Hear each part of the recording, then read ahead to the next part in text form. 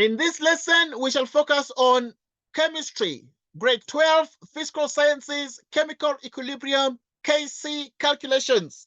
From past examination questions, many past exam questions will be discussed for the next 2 hours. And you're getting studied as follows. Right, so we have the following. Right, we will do tons of these questions, but please, your calculators are to be at hand, and you need to be ready to calculate with us here, because we shall be doing a wide range of the calculations, and therefore it's very important that you are able to practice with us here. Okay, let us start. But first things first, we'll start by looking at this particular question. Right, a certain amount of nitrogen dioxide gas, NO2, is actually sealed in a gas syringe at 25 degrees Celsius. When equilibrium is reached, the volume occupied by the reaction mixture in the gas syringe is 80 cubic centimeters. The balanced chemical equation for the reaction taking place is 2NO2 gas, which goes to N2O4 gas. Now, the NO2 gas is dark brown. The N2O4, which is dinitrogen tetraoxide, right, it's colorless. And the heat of reaction is less than 0 for both the grade 11s and matrix alike. We're asking the question, define the term chemical equilibrium. Right, who wants to define the term chemical equilibrium? Right, anyone? What is chemical equilibrium? Ronewa, what is chemical equilibrium?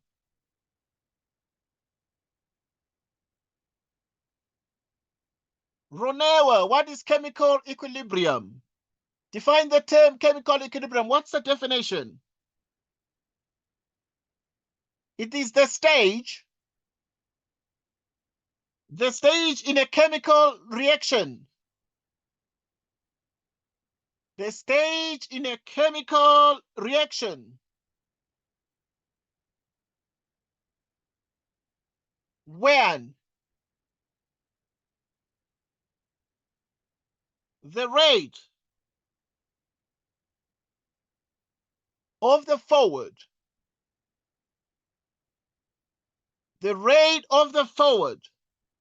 reaction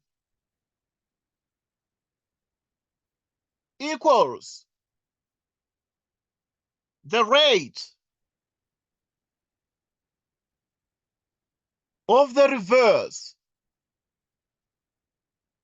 reverse reaction. So we're saying the rate of the forward reaction equals the rate of the reverse reaction.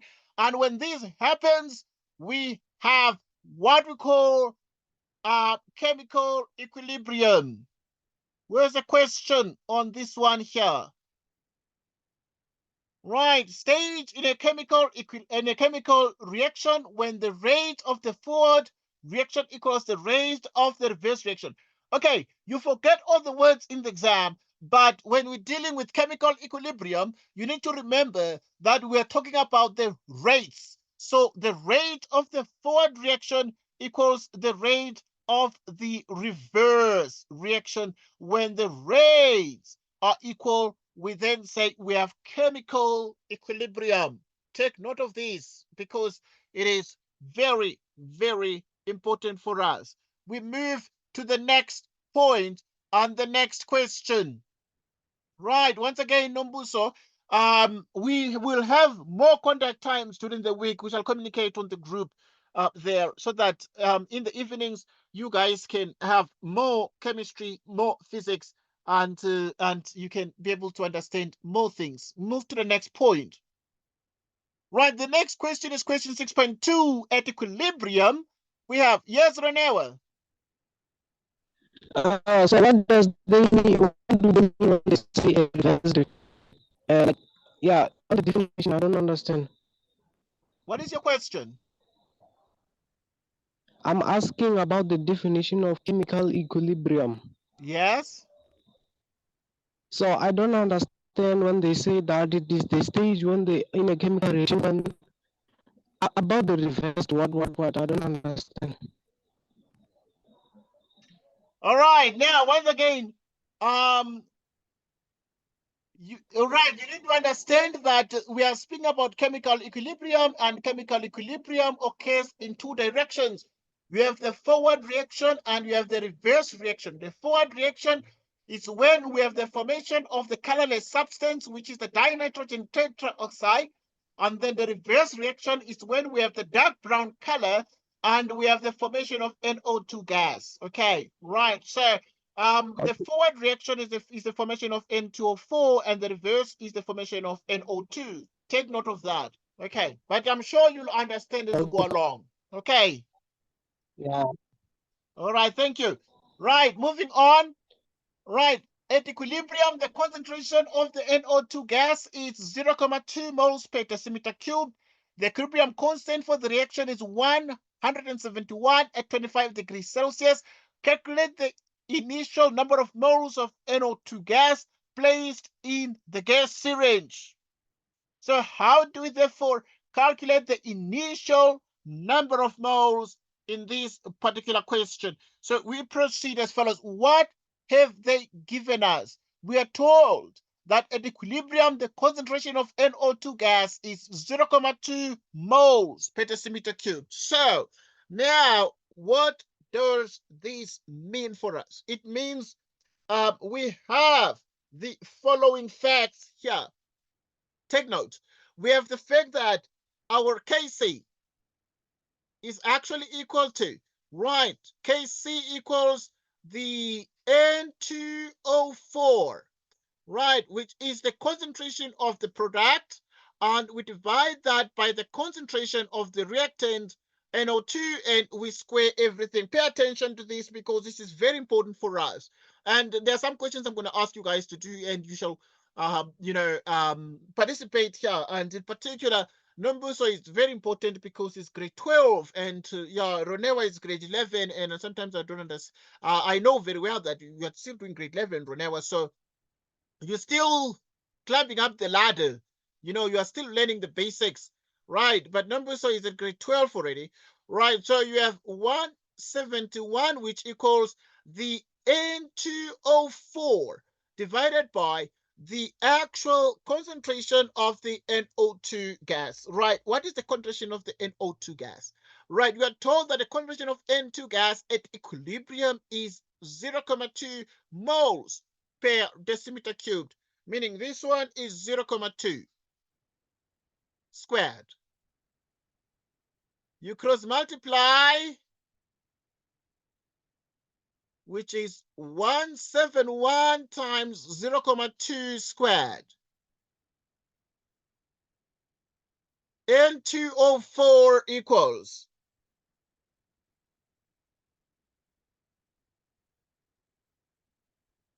which is actually 6.84 moles per decimeter cubed, and rather, obviously, you're getting the concentration, yes? So the concentration of N2O4 is actually 6.84 moles per decimeter cubed, and this gives us the concentration of dinitrogen tetroxide, which is a colorless gas. Okay, yeah, we need to use our usual technique called the rise technique. The rise technique. So first we deal with the reaction. Now, dealing with the reaction, because we want to calculate the initial number of moles, the reaction here is that we have actually the NO2, 2 moles of nitrogen dioxide decide to form N2O4 gas, like so. And now, there are a couple of things that you need to take into account. So this one becomes the reaction. Discussing this mostly with Nombuso. The initial quantity in moles. The initial quantity in moles. What is the initial quantity in moles? We're going to take that one. We're going to check that one because now the examiner gave us the quantity at equilibrium, and therefore we're going to check the initial quantity in moles. But we also need to take note of the change in moles. Right? So the change happens in moles. And we also have the quantity at equilibrium. We have the quantity at equilibrium. Right. So the quantity at equilibrium, and this quantity at equilibrium is also the quantity at equilibrium in what? The quantity at equilibrium in moles. Okay, we're good. Next. We also have here the equilibrium concentration. We also have the equilibrium concentration. Right, the equilibrium concentration is given in moles per decimeter cubed, like so. Okay, and we have this.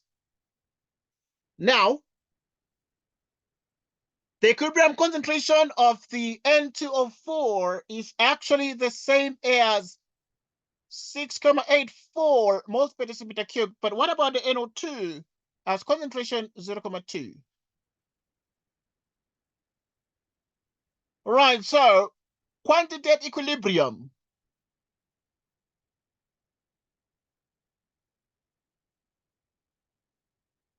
Quantity at equilibrium in moles. Now, we want the quantity equilibrium in moles, and how do we get this one here, the quantity equilibrium in moles? So we need to remember something, that at this point, we need the number of moles of N2O4. Right, so the number of moles of N2O4 would be the same as, we use the formula that concentration is number of moles over volume. So that number of moles is concentration times volume. The concentration for N2O4 dinitrogen tetroxide has concentration 6,84 multiplied by the volume, and the volume is what? We are told that it is actually 80 cubic centimeters. 80 cubic centimeters is 80 times 10 to the minus 3. Right, we use our calculator to perform the calculation here as follows. Let us look at the taskbar. Right, here is our calculator. And using our calculator, would have the following calculation to do. We then say we have actually 6.84 times 10 to the power 6,84 times 10. Right, let's just discard this one here. 6,84 times 80 times 10 to the power minus 3. Right, so we have exactly this here.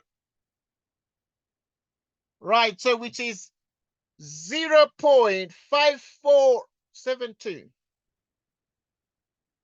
0.5472.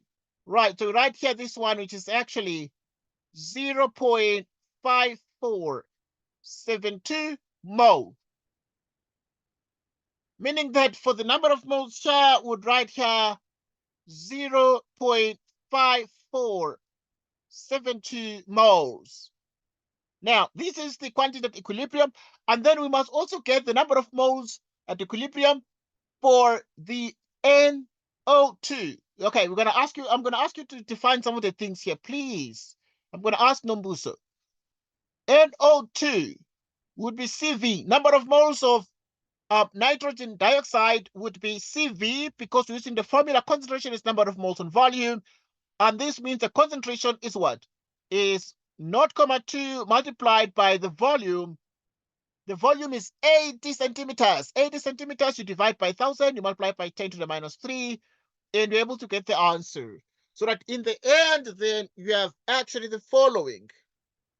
Right, using our calculator, let's use our calculator to perform the calculation. So we then have the following. Right. So you then have 0.2 times, we're doing this one, 0.2 times 80. Okay, 80 cubic centimeters, you divide 80 by 1,000. And then it's times 10 to the power -3. I'm going to ask you some of the questions, please. You're going to participate from time to time, which is 2 over that. So what then you are getting here is actually then 0.016. So meaning therefore, we have the number of moles of NO2, which is 0.016. So we have actually 0.016, meaning here the number of moles of NO2 is 0.016. Okay, this gives us the number of moles of NO2. Now, we are interested in knowing what the examiner wants. Calculate the initial number of moles of NO2. Calculate the, okay, using the rise technique. Using the rise technique. Okay, you can write like rise, like that. So now using the rise reaction, initial quantity moles, change in moles, quantity at equilibrium, okay, equilibrium quantity, equilibrium concentration. So you can also write the rise like this: reaction, initial quantity in moles, change in moles, quantity at equilibrium, but also the equilibrium concentration. Okay, we're good. Let's continue right now and solve more problems. Now, we know these things, but the question that remains is as follows. What then are we able to achieve out of this? We're interested right now in then saying, when we started in the beginning, we started with a certain amount of nitrogen dioxide gas is sealed in a gas syringe. So because this nitrogen dioxide was put in a gas syringe, there was no product. There was no dinitrogen tetroxide. There was only nitrogen dioxide in there, please. Okay, take note of that. Now, watch out and look at what is happening in this case. Because there was nothing here, but at equilibrium, there was this. Meaning, therefore, there was a change here. What was the change? The change was plus 0.5472. There was a change of 0.5472 plus. Okay. Now, then we proceed to use the ratio. We proceed to use the ratio, which are the mole ratios, because the mole ratios are, you have 2 moles. For every 2 moles of nitrogen dioxide, you have 1 mole of dinitrogen tetroxide. So we have the ratio of 2:1. So if you have actually that we have 1 mole of the dinitrogen tetroxide, then you have 2 moles of that, divide by 2 and divide by 2, you get exactly that part. You get exactly that part.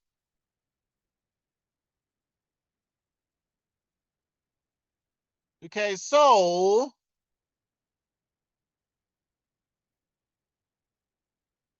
we continue. 0.5472. You divide by 2. Okay, so now let's look at this and look at this you multiply by 2, because now the ratio is 2:1. So if this is 1, then you need to multiply that by 2. So you take the 5472, you multiply that by 2, and what you're getting is actually the same as 1.094. Right, 1.094. So you have 1.094. So this was the change, and at equilibrium, there was this. So the question is, what was there initially? Initially, there was an amount X. You can call that one X. Right, so if this amount was there in the beginning and this amount was X, it means therefore you got X. Okay, so now this one was reduction. X minus 1,094. Okay, so you have the amount changing this, and the equilibrium is this, which is 0,016, which means X is 0,016 plus 1,094. And this is actually the following. So want to get the amount in the beginning. So whatever was there in the beginning was reduced by the change, chemical change, and there was a quantity then at equilibrium. Let us find the amount X in the beginning. Once again, I'm going to ask you questions here, guys. I'm yet to ask you questions so that you can reason these things with me, because right now you might be sleeping, but I don't want you to sleep. I want you to be awake. Right, so which means we're going to have 0.016 plus 1.094, 0.016 plus 1.094, and you're getting the answer, and the answer is 1.11. 1.11. So you're getting here 1.11, meaning the X here is 1.11. Okay, so calculate the initial number of moles of nitrogen gas that was present. So which means therefore the initial number of moles of nitrogen that was present was actually that.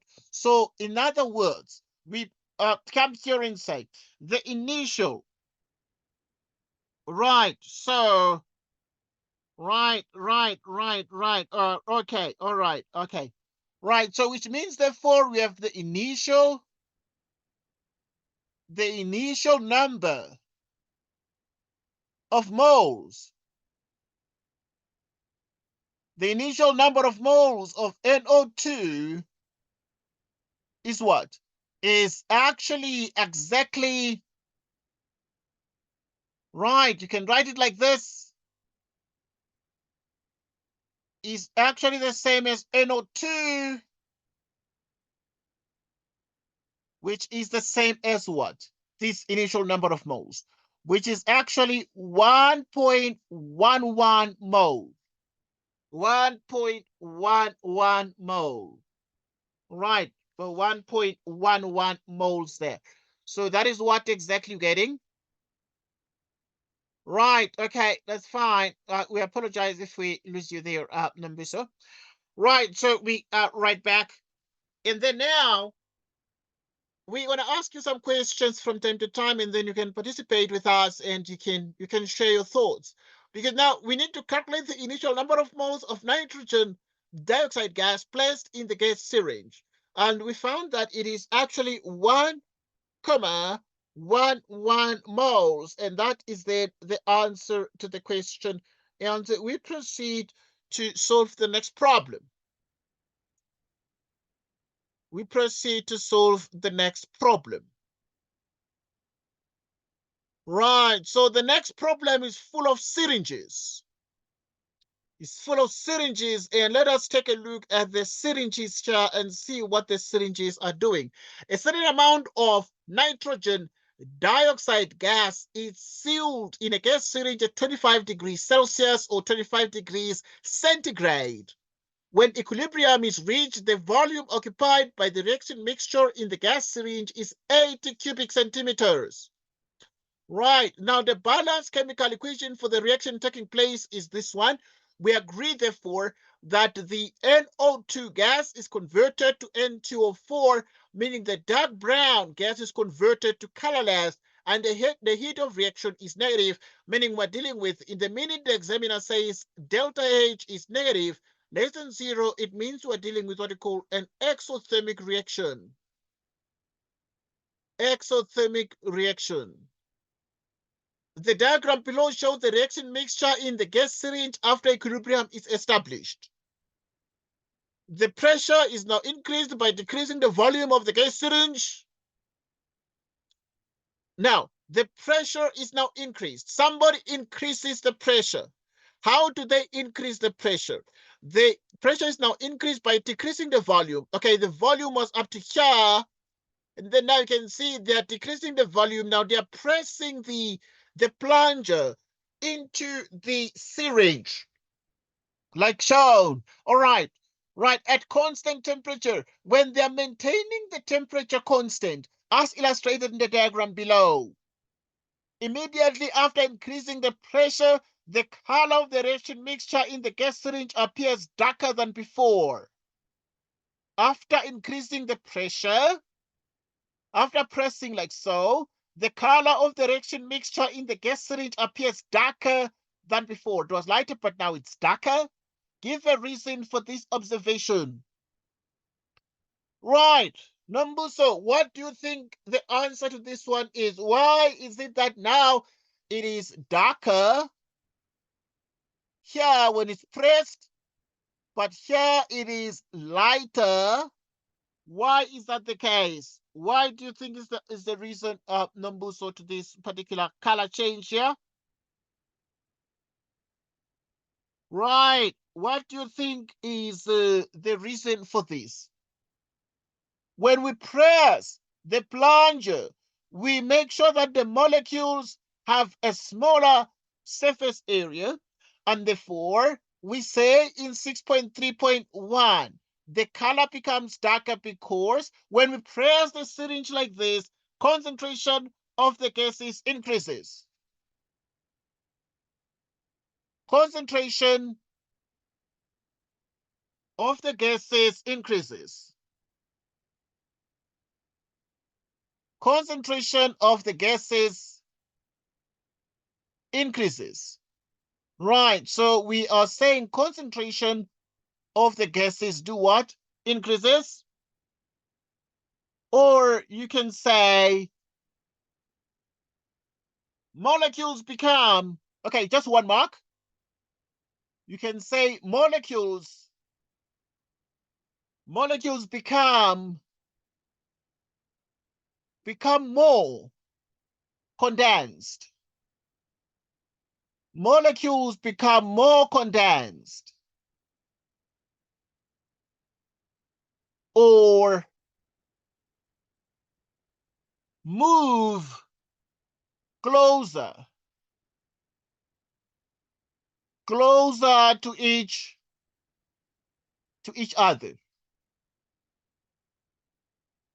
Okay, so now when we press the syringe like this, the concentration of the gases increases.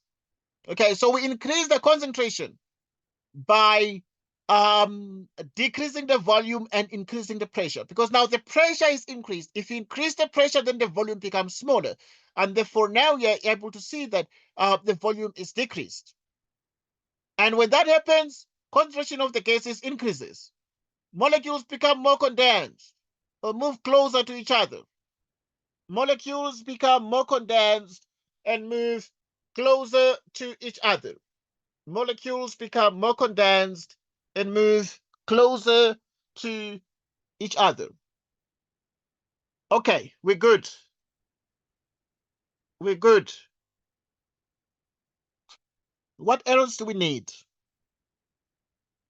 What else do we need here?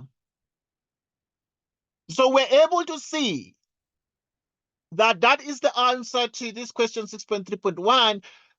That explains immediately after increasing the pressure, the color of the reaction mixture in the gas syringe appears darker than before. Give a reason for this observation. The darker observation means that you have a dark brown color, and this dark brown color has to do with the increase in the concentration. Right, the increase in the concentration. The molecules condense or move closer to each other. After a while, a new equilibrium is established.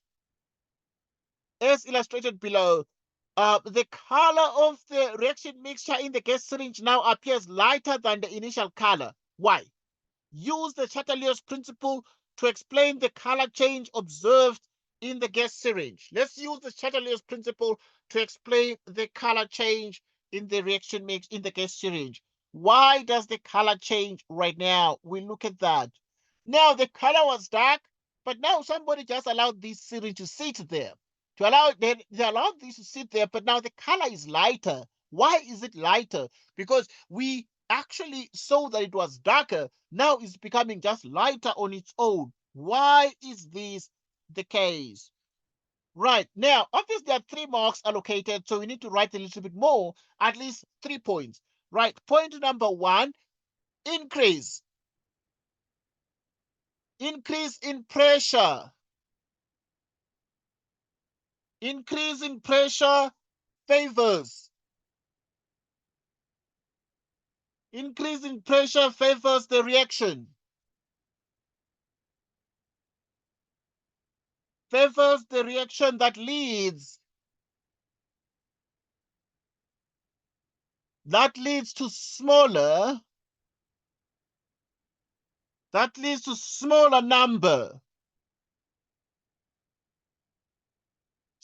number of moles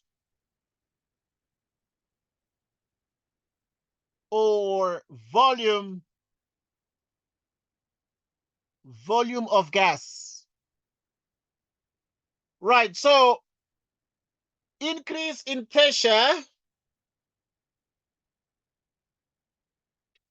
favors the reaction that leads to smaller number of moles or volume. So in other words, if you increase the pressure, the reaction tends to shift and favor the reaction that leads to smaller number of moles. And smaller number of moles are these colorless N2O4, dinitrogen tetraoxide.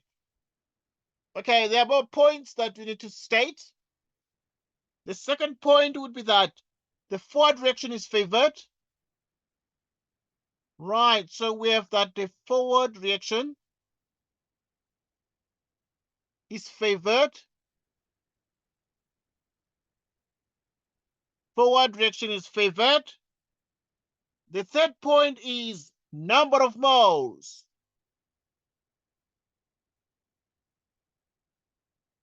Number of moles or amount of N2O4. Right, so now the forward reaction is favored. Number of moles or amount of N2O4. Right, N2O4 gas. And obviously you can go on to say number of moles, amount of N2O4, colorless gas.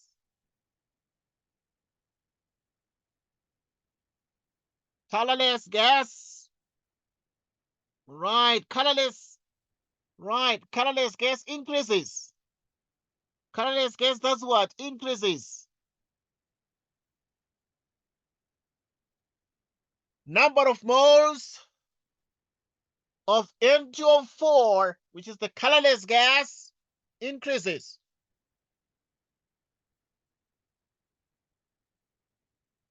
So we continue. We continue. Right, so we continue. So there are 3 points. Use the Chatelier principle to explain the color change. Why is the color was darker and then suddenly? Because now the pressure was increased and the volume became smaller. When the volume was decreased, suddenly the color became darker and then it became lighter. So now you saw that an increase in pressure meant a decrease in volume. An increase in pressure favors the reaction that leads to smaller number of moles, and smaller number of moles therefore means therefore you have the colorless color here. Okay, right. So that is something that is very, very important. The forward reaction is favored, and if the forward reaction is favored, the number of moles or amount of N2O4 gas increases. So that is something that remains very, very important. So you need to take note of that part there. So yeah, try to reason these and make sure that you make the most of this particular fact here as a matter of fact. Okay, so this is very, very important. Now, we continue then to solve more problems. We continue then to solve more problems. Right, now the temperature of the reaction mixture in the gas syringe is now increased to, and a new equilibrium is established. Okay, now the temperature of the reaction mixture in the gas syringe is now increased. How will each of the following be affected? Color of the reaction mixture, write down only darker, lighter, or remains the same. Okay, guys, you need to think about this, and obviously we need to reason together. The temperature of the reaction mixture in the gas syringe is now increased, and a new equilibrium is established. How will each of the following be affected? Color of the reaction mixture. So if you then say the temperature of the reaction mixture in the gas syringe is now increased, and a new equilibrium is established, right? How will each of the following change? Let's look at the color of the reaction mixture in 6.4.1 and reason that out together. So if you increase the temperature, right, if you decide to say the temperature itself is increased, this reaction itself, we know that it is exothermic because the heat of reaction is negative, is less than 0. So it is an exothermic reaction. Okay, because it is an exothermic reaction, 6.4.1, an increase in temperature would favor the endothermic reaction, which is the reverse reaction. So which means that if there's an increase in temperature, it becomes therefore darker because it favors the reverse reaction, and therefore you would say it becomes darker there. Value of the equilibrium constant. Right, so the value of the equilibrium constant, because it is an exothermic reaction, we're able to see that the value of the equilibrium constant does what? Decreases. The value of the equilibrium constant decreases because you're able to see therefore that the Kc is N2O4, you divide by NO2, you square this. And therefore you have darker, and then there is a decrease there. We move on to the next question. We move on to the next point. Right, so we continue to analyze this question a little bit more as we move forward. Right, and we proceed to the next point.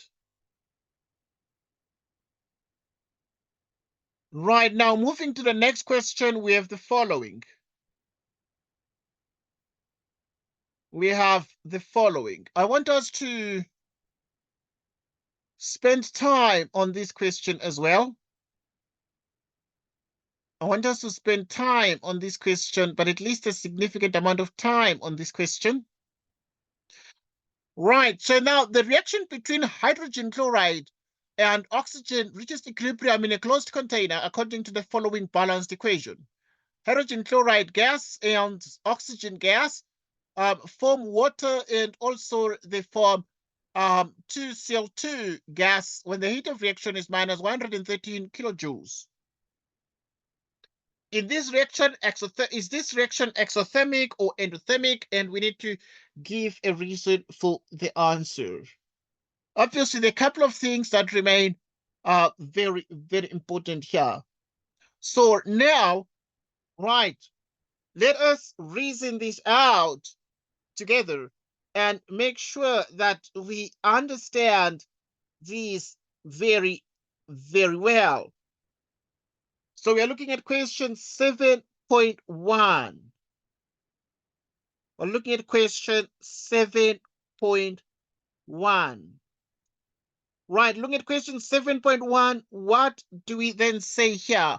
We're able to see that because the heat of reaction is negative, this particular reaction here is exothermic. It is exothermic. Right. And give a reason for your answer. The reason for the answer is that delta H, which is the heat of reaction, is negative. The heat of reaction is negative. 7.2.1. Or you can say, obviously it is exothermic. The reason for that is that energy is released. Energy is released. Well, we need to understand that energy is released in this particular chemical reaction. Right, so we continue to analyze more facts in this particular question. Right, so if you look at the next point, the graphs below not drawn to scale show how the amount of reactants present in the container change with time. Right, at specific temperature. Change with time at a specific temperature. The volume of the container is 5 cubic decimeters. How does the rate of the forward reaction at time t1 compare to that at time t2?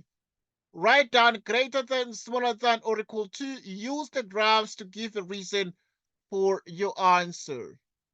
Right, so the couple of things, therefore, that remain are very important and key at this point in as far as analysis is concerned of the questions. Right, if the volume of the container is 5 cubic decimeters, and we then say, how does the rate of the forward reaction at time t1 compare to that at time t2? Write down greater than, smaller than, or equal to. Use the graphs to give a reason for your answer.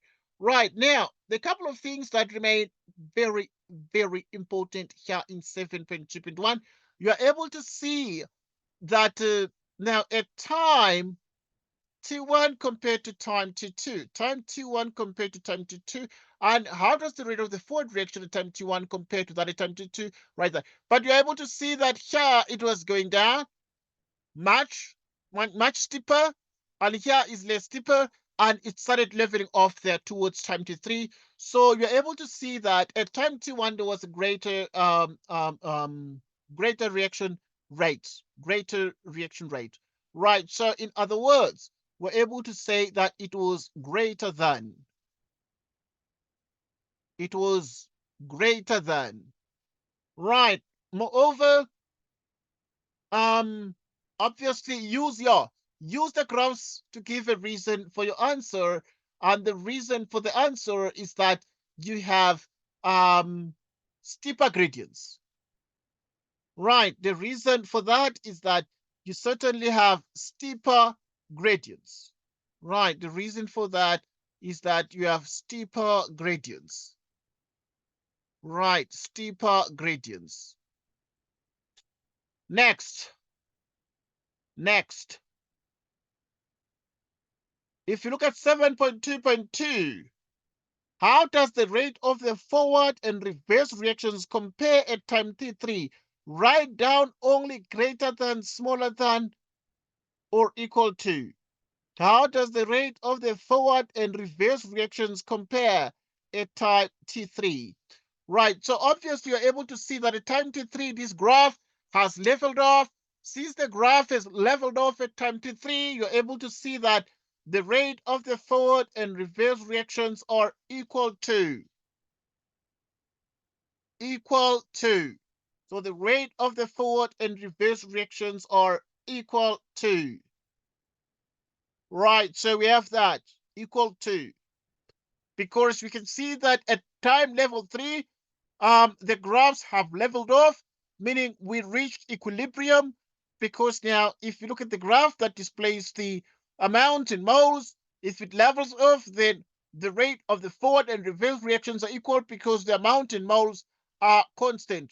The amount in moles of the hydrogen chloride gas is constant. The amount in moles of oxygen is also constant there. We move forward to the next point. Once again, we asked the question because Nombuso was out. We noted that, is this reaction exothermic or endothermic? Obviously, if you look at this particular reaction, we can see that delta H is minus 113 kilojoules. Negative heat of reaction implies that this particular reaction is exothermic. Delta H is negative and the energy is released.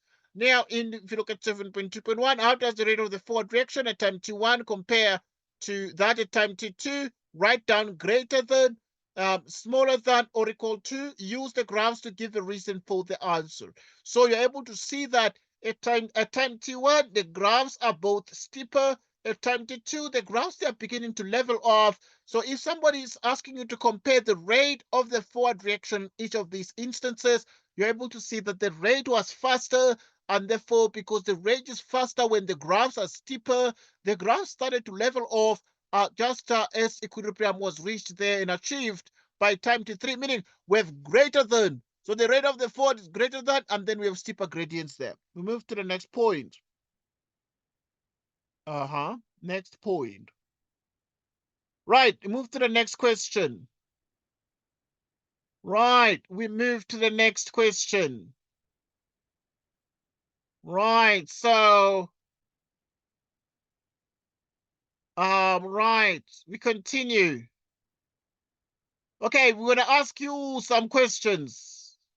Nombuso, we're gonna ask you some questions because now you understand that we have not asked you anything yet. Okay, now you need to be able to calculate KC for 9 marks. Let us calculate the KC for 9 marks. Right, now, if you need to calculate the KC, what is the thing here? The graphs below, not drawn to scale, show how the amounts of reactants present in the container change with time at a specific temperature. The volume of the container is 5 cubic decimeters. Calculate the equilibrium constant Kc for this reaction at this temperature.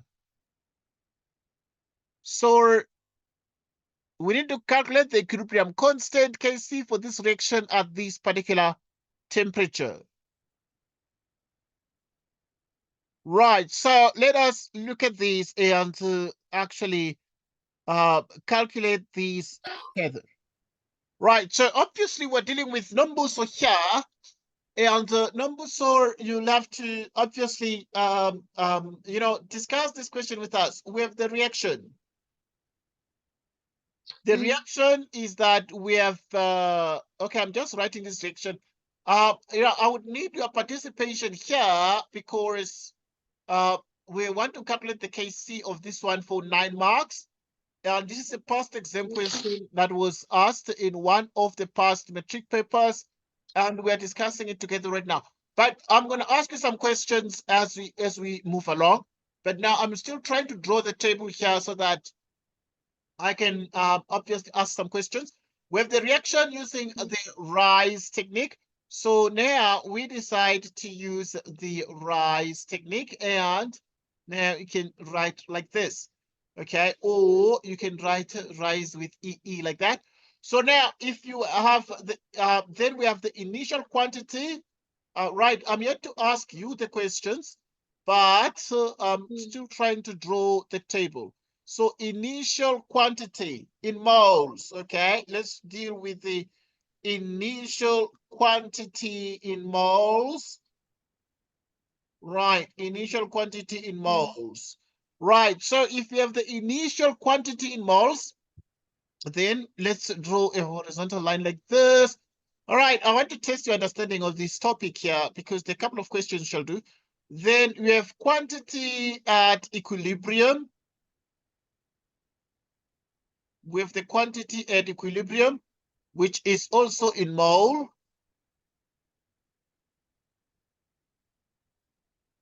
And then you'd have the equilibrium concentration. Equilibrium concentration. Yes, well done. Yeah, definitely. So, right. I'm happy that obviously let us put change here because I'm glad that you're obviously very observant. Let us put the change in the second row. Right, let us put the change in mole. Right, okay. Putting the change in mole, I'm yet to ask you a couple of questions to see how well you can be able to do that. So this one is going to be the change in mole consistent with the rise, and then would have the quantity at equilibrium. Quantity at equilibrium.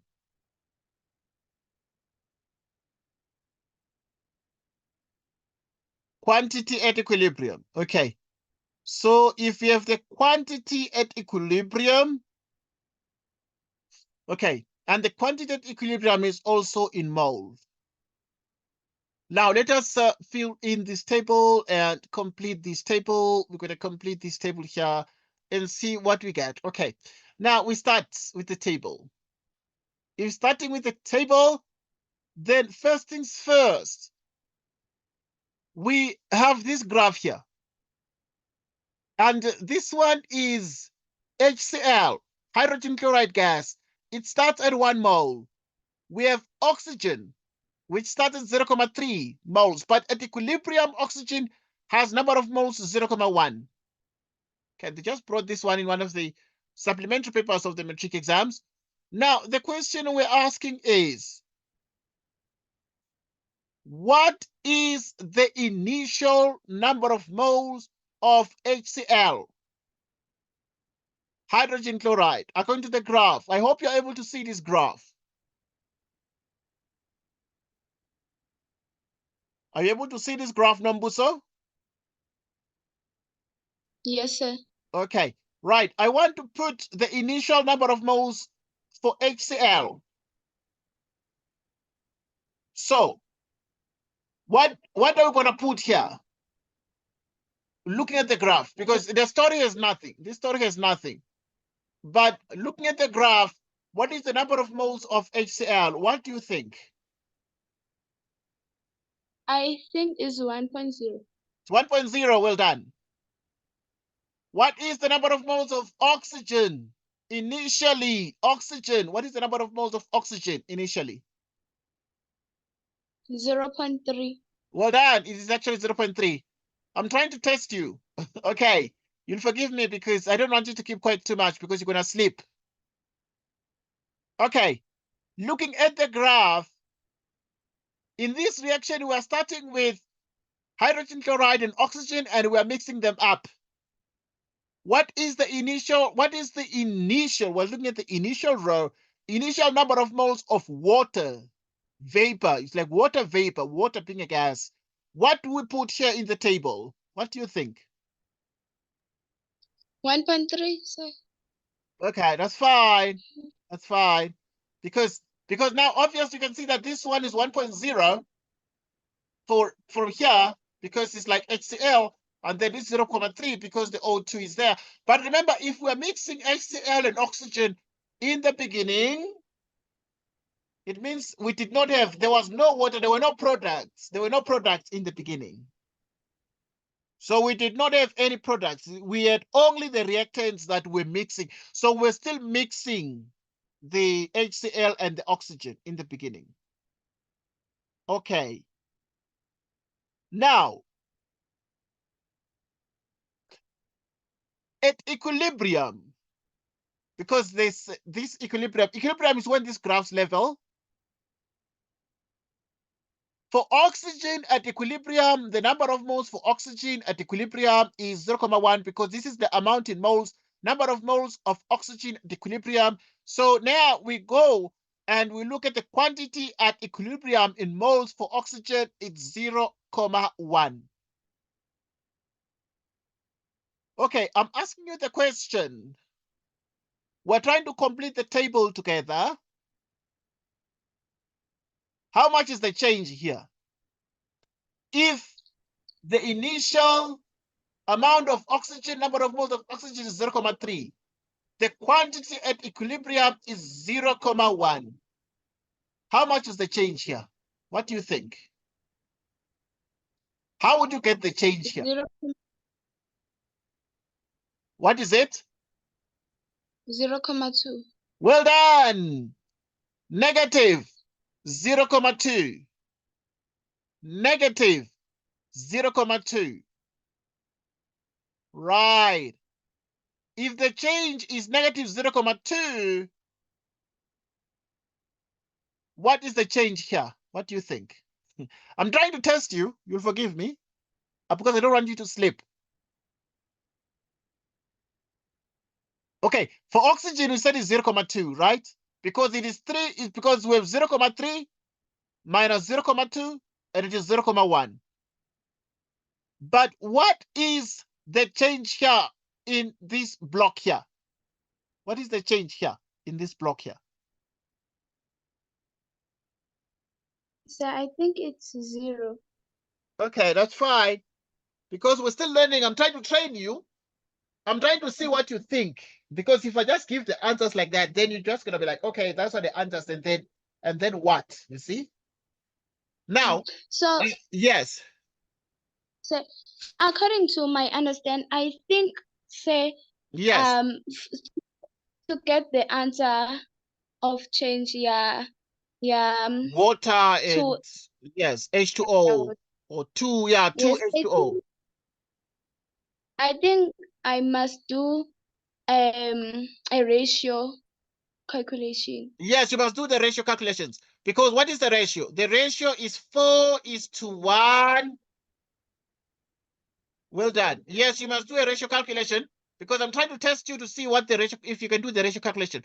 Because it's 4:1. 4:1 is to 2 is to 2. 2, 2, 2, 1, 4. So the changes, you always use ratios for the changes, right? Yes. So now the question is, if this one is only 1, the water is double, is twice this one. So if the water is double, then it's going to be 2 times 0,2. What is 2 times 0,2? 2 times 0,2 is 0,4. But because it's on the right side, you add plus, and this one you minus. You minus from the left. Okay. For the change now, chlorine, what do we put here? What do you think? I'm trying to test your skills to complete this table. I know it's long, but if we do it together, then you can just, share the answers to say like, okay, I think I put what the, like for chlorine gas, what do we put here? 0,2. Okay, that's fine. Remember that these have the same mole ratios. Water and chlorine, they're like 2:2. 2:2, meaning it's the same thing. It's the same thing, 0,4, 0,4, because they have the same ratio, 2:2. Now, okay, what about the change for HCl? What do we put here for HCl? Under HCl, the change. What would you put here and why? And why? I agree with you, you must use the ratios. But you see here, for oxygen is 0,2. What about for HCl? We must put the change here. What do we put? I'm trying to test you. You'll forgive me, but I'm trying to test you. Okay, just forgive me. People like, hey, why is he asking me so many questions? Okay, I'm trying to make sure that you think about it. I want to know what you think, and then I'm gonna give you the answer, obviously. But oxygen is 0,2. the ratio of the mole ratio is 4:1. 4:1. Meaning, whatever the mole ratio of oxygen is, you multiply it by what? By 4 here. 4 times. So if this one is 0.2, what do you put here? 0.05. Okay, that's fine. Because oxygen is 0.2. For the change, then you must use the mole ratio. If you use the mole ratio, you compare that for oxygen. Because oxygen is 0.2. But HCl is like 4 times. So you must say 4 times 0.2. And 4 times 0.2 is 0, what? Is 0.8. So that here it is going to become 0.8. Because using the mole ratios for the change, you always use the mole ratios. And then it means that you must multiply the moles of oxygen at the change level by 4. And then you have 0.8. Okay, what is the quantitative equilibrium? But this 0.8 is like minus. What is your question then, Nambuso? Yeah, I was going to say 0.8 because I just did the calculation now, and Okay, I that's found fine. that it is. That's okay, because I'm trying to test you. I'm trying to go along with you because you are alone now here. Sometimes there are too many students, so there are a couple of other students. But yeah, and then tomorrow and during the week, we shall do those galvanic cells and the electrochemistry. All right, now, here, let's look at the quantity. Now, we have 1,0 and minus 0.8. What is the quantitative equilibrium? What do we put here?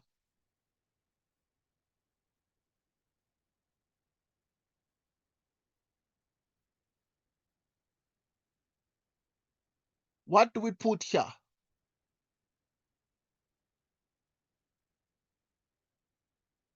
So we put 0.2. 0.2. Yes. You subtracted. You said 1 minus 0.8, right?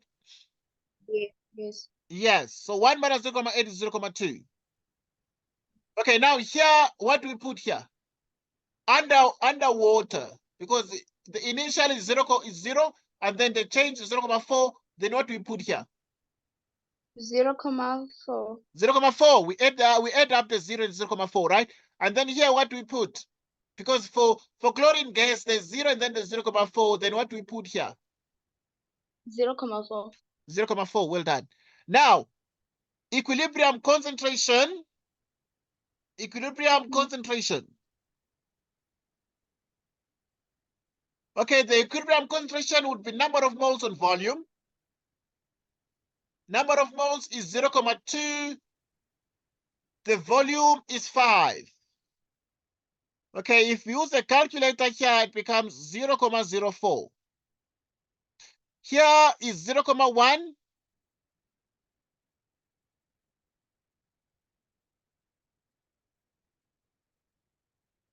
Zero comma 1 divided by 5,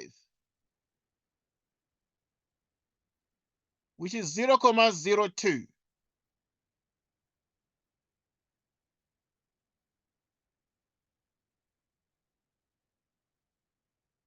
So okay, here you divide the number of moles by the volume, which is 5 cubic decimeters. 0.1 divided by 5, you get 0.02. And then here for water, you have the number of moles, quantitative equilibrium, you divide by 5 for the volume, and then you have 0.08. And then here you have the number of moles, which is 0.4, you divide by 5, which is 0.08. So the question is right now, Nambuso, what is the KC formula? What is the KC formula?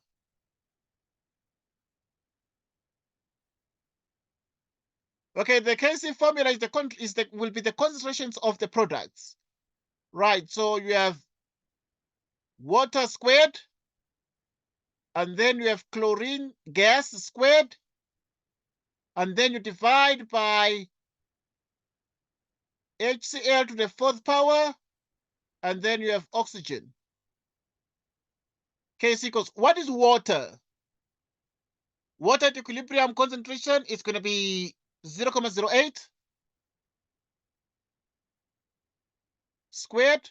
Chlorine is going to be 0.08 also. And then the HCl is going to be what? It's going to be 0.04.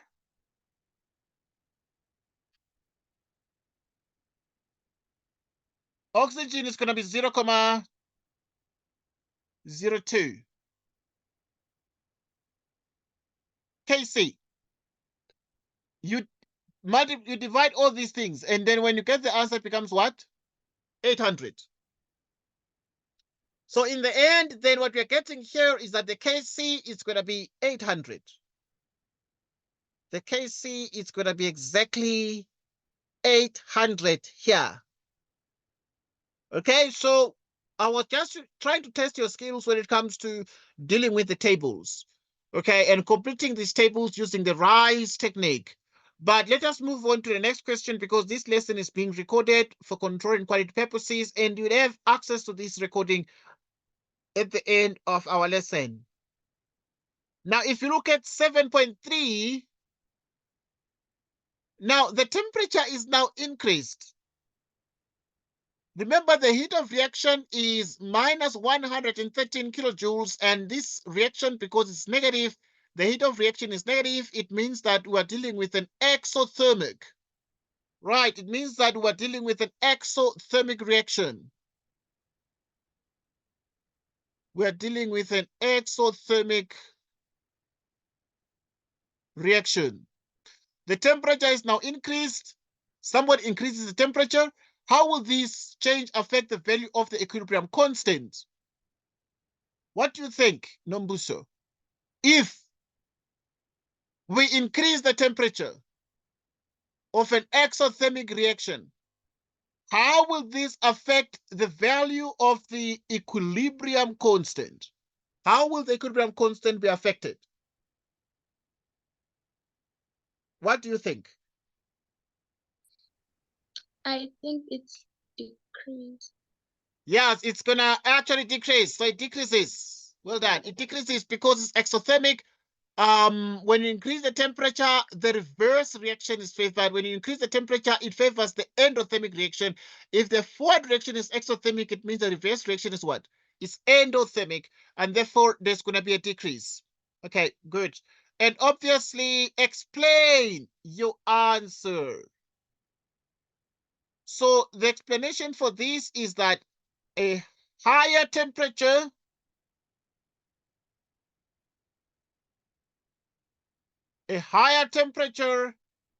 favors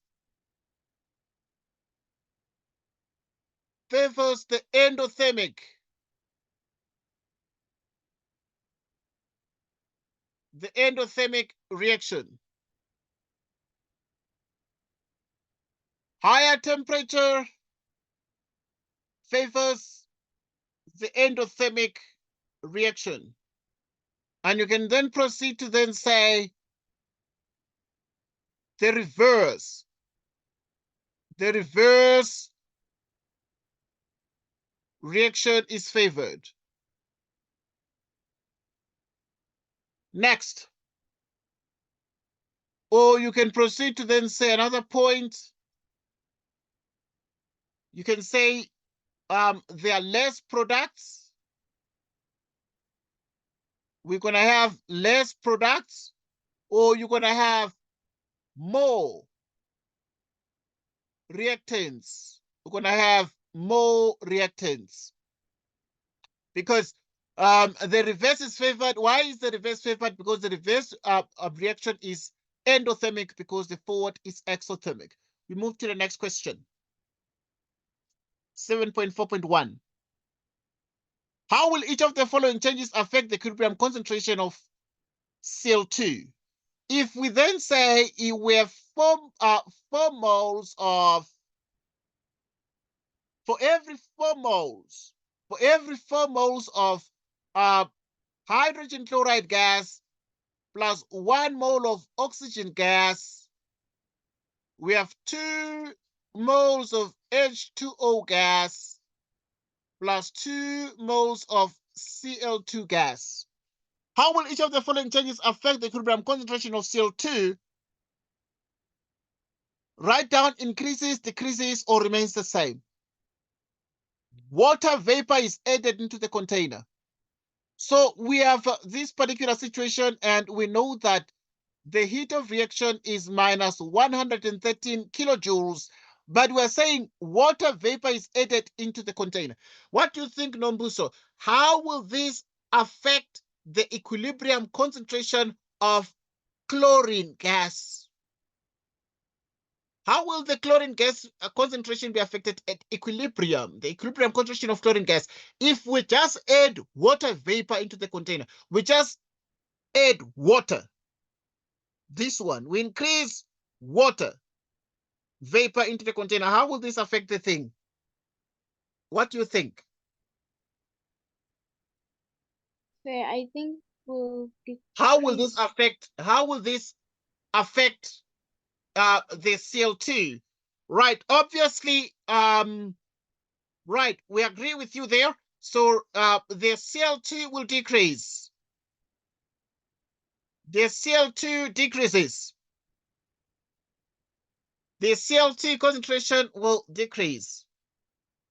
Right. Okay, what about if a catalyst is added? What about if we add a catalyst into the container that is containing this particular chemical reaction, and then we add a catalyst? How will this affect the concentration of chlorine gas? Adding a catalyst, how will this affect the concentration of chlorine gas? I'm trying to test you, Nombos. You'll forgive me because you're alone, so you can share your thoughts. You can share your thoughts. I think so will remain the same. Right, yes. So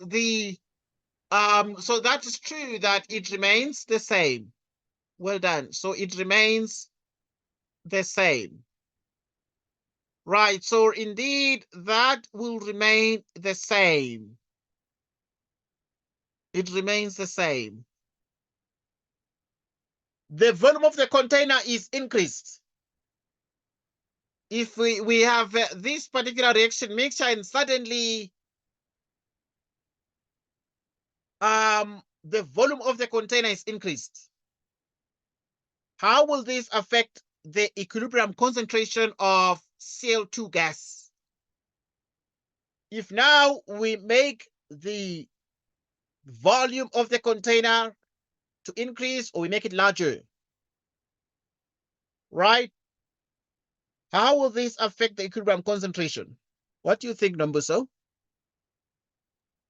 I think say it will increase. That's fine, we are practicing. But now remember that if we increase the volume, concentration is number of moles over volume. So volume and concentration are inversely proportional to each other. So if we then say the volume is increased, if you increase the volume, the concentration will do the opposite, you know? So the minute you say the volume is increased, it means that the concentration does what? The concentration decreases. So that is what happens. So increasing the volume decreases the concentration. Increasing the volume decreases the concentration. So which means that the concentration decreases. Means that the concentration does what? The concentration decreases. So can I ask? Yes, please. Okay. So if the concentration is increased, that means it's the volume will decrease, ne? Yes. Like when it's directly proportional, that means it will be a vice versa. Okay, if it's directly proportional, like in this case, we're saying concentration and volume are inversely proportional. What does it mean? Inversely proportional means that when one increases, the other one does the opposite. Okay, because the concentration, each time the examiner tells you that they increase the volume, concentration decreases. If the volume decreases, concentration increases. So they always going like in opposite directions, you know? So the minute they say that the volume of the container is increased, so if you increase the volume, because the volume is increasing, concentration will decrease, you know? Why is this the case? Because of what concentration, what is concentration actually? You know, what is concentration?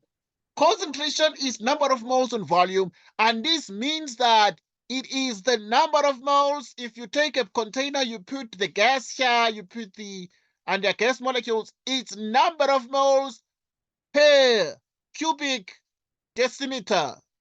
So it means that it's the number of the gas molecules, or it's the amount of the solute per region in space, and concentration therefore becomes the amount of solute per liter, right?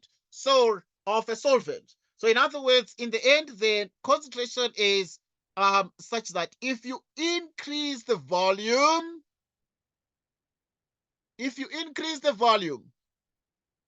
you like there is a volume here and decide to increase it, it means you're creating more space, and therefore the concentration becomes less. Why does the concentration become less? Because it means that concentration means how congested the gas molecules are. So if the room is big, the people are free to move in the room. But if the room is small, then people are not free to move and people are congested. Concentration is like congestion, and congestion is like in traffic. When the cars are many, then there's more congestion and the space is small. So now, if you then say, so this is sort of the thing. So now concentration and volume are like people in a room. If the people are in a room and you make the room smaller, you are decreasing the volume if you make the room smaller, but you are increasing the concentration. So concentration and volume go in opposite directions. That is the point what I'm trying to put across here. Hope that should not be confusing. Okay, let's move to the next point, Nombuso. Okay, now we're going to ask you another question. We're going to ask Nombuso another question. Okay, we're going to ask you this one. Okay, here is this one. Right, so this one is about the contact process. The reaction below represents the catalyzed step in the contact process. In the contact process means that we take sulfur dioxide gas and we add oxygen gas, and the result is 2SO3 gas. And the heat of reaction is what? Is negative. The reaction takes place in a closed container and reaches equilibrium at 427 degrees Celsius. Okay. But now this particular contact process is exothermic because the heat of reaction is negative. It's less than 0. Delta H is less than 0. How will a higher temperature affect each of the following? Write down only increases, decreases, or remains the same. The rate of production of SO3 gas. The rate of production of SO3 gas. What do you think here? So now we're saying the reaction takes place in a closed container and reaches equilibrium at 427 degrees Celsius or 427 degrees centigrade. How will a higher temperature affect the following? Write down only increases, decreases, remains. So we are speaking about the temperature now is becoming higher than this 427. If you increase the temperature, the rate of production of SO3, the rate of production of SO3 for 2 marks. What do you think here, Nombuso, is the answer? How will, if we just increase the temperature in the contact process, how will this affect the rate of production of SO3? Okay, say I'm not sure, but I think it will increase. Okay. Now, this is a very, very interesting one. So obviously, we are looking at that. And now you are actually, obviously, so much, but so much on point, right? You really are so much on point here. And we obviously will be looking at these together right now. But you are so much on point, and we most certainly agree with you in 7.4.1 that it actually surely increases. It increases. What about the yield of SO3? I'm so sorry, say. Can you please explain for me why it's increased? Like, I'm not sure. You are not sure. Okay, that's fine. That's fine. That's fine. Okay, right. So it increases because when because this reaction is what? Is it ectothermic or endothermic? This one. It is exothermic because delta H is negative. So if you increase the temperature, the equilibrium will shift towards the what? Will shift towards the endothermic reaction, meaning the reverse reaction is favored. And that is going to increase, it's going to increase the amounts, it's going to increase the amounts of the reactants or number of moles of the reactants. When the reactants are a lot, when the reactants are a lot, then that is going to actually, in turn, form the product 2SO3. So as a consequence, what then happens is that the rate of the reaction, the rate of the reverse reaction is going to increase,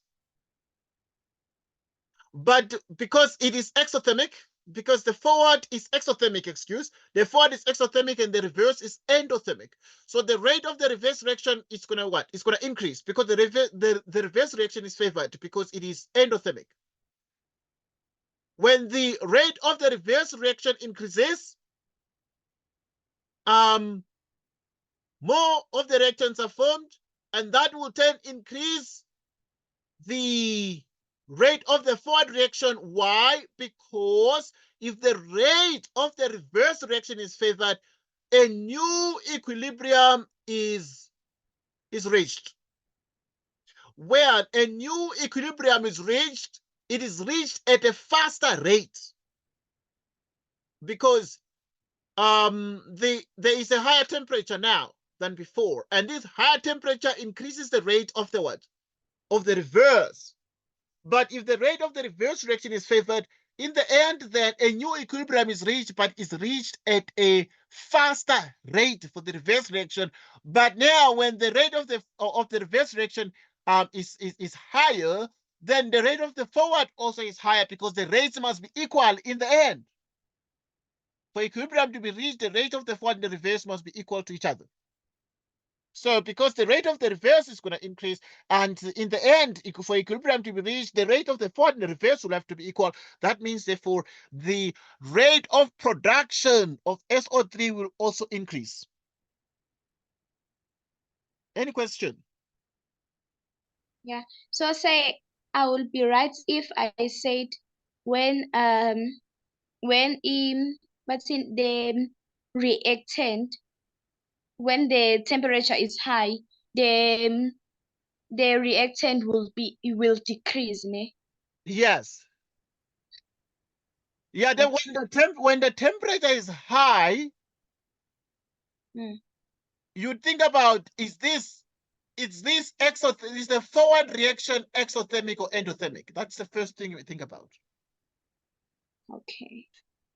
Okay, because if the forward reaction is exothermic, a higher temperature favors the reverse. Because if the forward reaction is exothermic because the heat of reaction is negative, then the reverse reaction is what? Is endothermic. Then the reverse reaction is what? Is endothermic. Okay, so we are effectively saying here, a higher temperature favors the endothermic reaction, which is the reverse, because the forward is exothermic. So a higher temperature now means that it's going to increase the rate of the reverse. But equilibrium is going to be reached at a faster rate, meaning the rate of SO3 production is also going to increase. Okay, it's also going to what? It's going to increase. Now we ask the question, what about the yield of SO3? The number of moles of SO3, how will it be affected? How will the number of moles of SO3 be affected? Okay. It will decrease. Okay. Yes, it will decrease. So it decreases. Yes, it decreases because of what? Because the reverse reaction is what? Because the forward reaction is exothermic. And an increase in temperature will favor the reverse. Meaning that if you are dealing with SO2 gas, oxygen gas, and 2SO3 gas, you have the initial in the table, and then you have the change. And then you have the equilibrium quantity at equilibrium. Now, in the change here, because when the temperature is suddenly what? When the temperature is increased, it means that the reverse reaction is favored. It means it's going to be minus here. This one is going to be plus x. And then this one is going to be like plus 2x because of the 2 here. Okay. And this one is going to be like even minus 2x because of the 2 here. Right. But now in the end, then, that is why the yield of SO3 decreases. Okay, let's just look at this particular question now. We need to calculate some things as we are speaking about these. So let's look at the next point.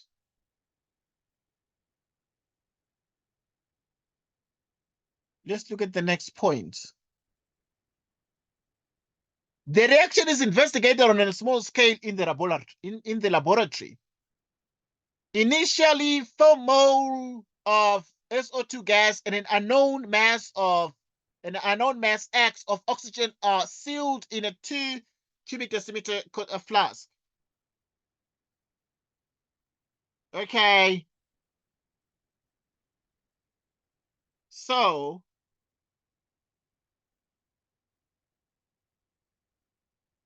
right. Okay, we continue.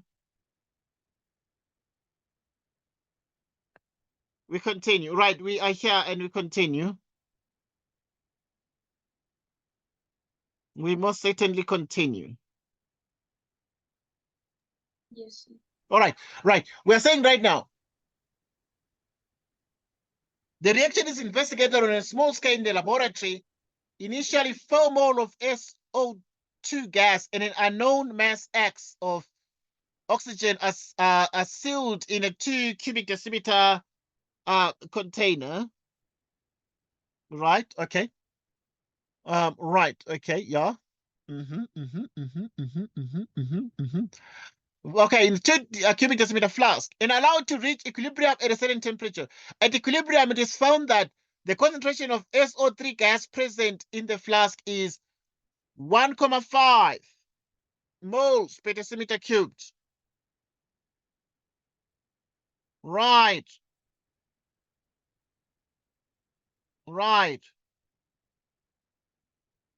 Calculate the mass of oxygen gas initially present in the flask if the equilibrium constant at this temperature is 4,5. I want us to do this particular question together. I want us to do this particular question together. Right.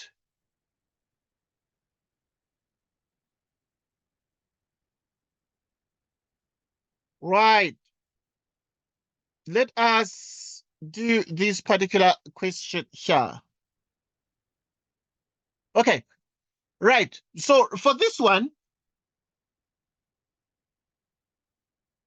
we are doing this 7.5. We are doing this 7.5. Okay, yeah, we are finishing this particular chemistry lesson, please, Alwande. We are finishing this particular chemistry lesson, Alwande, and obviously I'm sending you the link. I've sent you the link, so I'm aware that you might be like, okay, but why is it chemistry now? We're finishing this particular chemistry lesson. Now, I want us to look at this here, Nombuso. The reaction is investigated on a small scale in the laboratory. Initially, 4 moles of SO2 gas in that. So, now, let us do this. So, if you have here the following. You have SO2 gas, and it reacts with oxygen gas, and the yield is 2 moles of SO3. This is the reaction.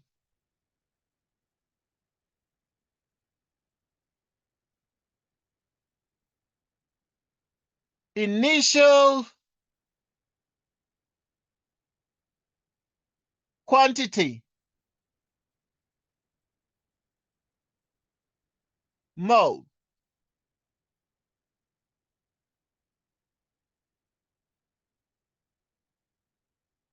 And then you have the change. The change in mole.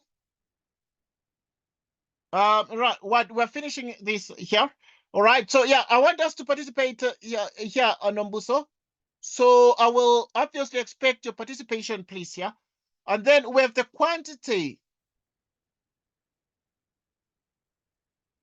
at equilibrium.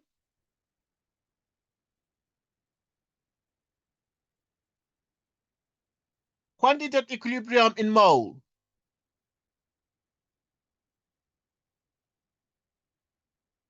And then now we have the concentration. Right, with the, what do you call the equilibrium concentration? Okay, let us talk about this here. Now you have here the SO2 gas, the oxygen, and the SO3.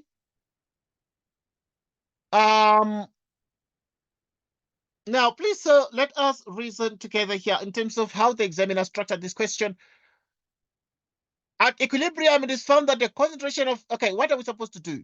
Initially, the reaction is investigated on a small scale in the laboratory. Initially, 4 moles of SO2 gas and an unknown mass X. So, now I want us to look at these here. What do we put here for SO2? Under SO2, initially, what do we put here? Nombuso, what do you think? We put 4, sir. We put 4. Thank you so much. Well done. I'm trying to test you so that I want to see if you're sleeping or not. Then what do we put here in the place of oxygen? Because they're saying initially 4 mole of SO2 and an unknown mass X of oxygen are sealed in a 2 cubic decimeter flask and allowed to reach equilibrium at a certain temperature. What do we put under oxygen? What do you think? 0. Okay, that's fine because we're practicing. But I want you to take note of the fact that we have two reactants. The reactants are what? That we start with. We start with sulfur dioxide and oxygen, and we mix them up.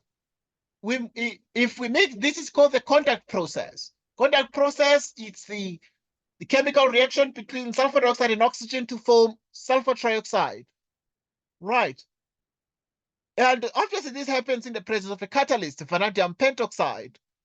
But now we are then saying, if we start with 4 moles of this, surely we must have some oxygen present.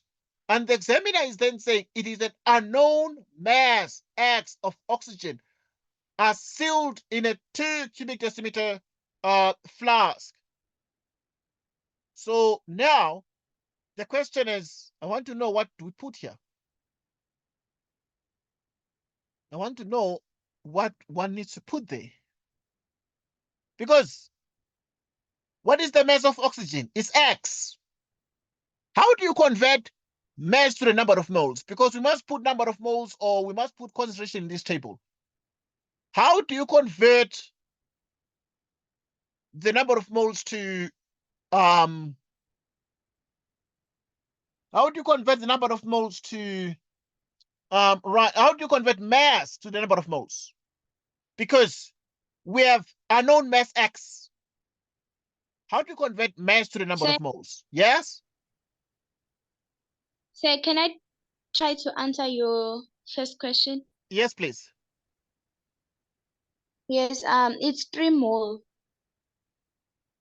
Okay. You think it is going to be 3 moles? Yes. Okay, that's fine. Because Uh-huh. How did you get the 3? Okay, that's fine. But you see, what I want us to say here is that, remember that the examiner is saying initially we have 4 mole of SO2. SO2 is 4 mole. It's 4 moles. And an unknown mass X of oxygen. So which means that the oxygen, now you need to remember that if you're given the mass, you can use mass over molar mass. Because number of moles is mass over molar mass, and with this, then you can be able to get the number of moles. So if the examiner says it's an unknown mass of oxygen, it means that you must put X for the number of moles, and then for the mass, and then you divide it by the molar mass. You need to remember that in the periodic table, what is the molar mass of oxygen? It's 16 grams per mole on the periodic table, 16 grams per mole for oxygen. So which means that here it's O2. If it's O2, then you are dealing with diatomic oxygen. Dealing with diatomic oxygen, we have 2 times 16, which is what? Exactly 32. And we're starting with therefore with this. So this is like number of moles, because number of moles is mass. If ever you're given mass in the exam, remember that mass is divided by molar mass to convert it to the number of moles.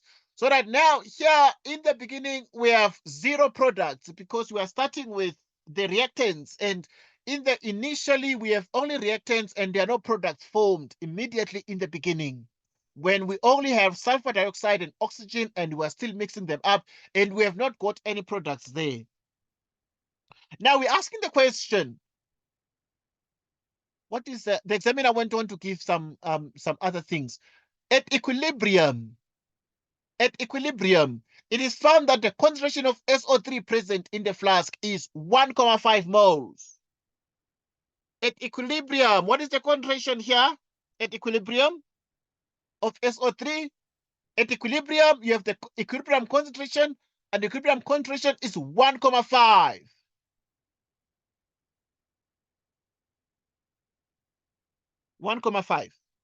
For SO3. Okay? So what do we put here? The question is now, what do we put here? Because we know that at equilibrium concentration of SO3 is 1,5. Then what is the quantity at equilibrium in moles of SO3? What do we put here? What do you think, Nombuso?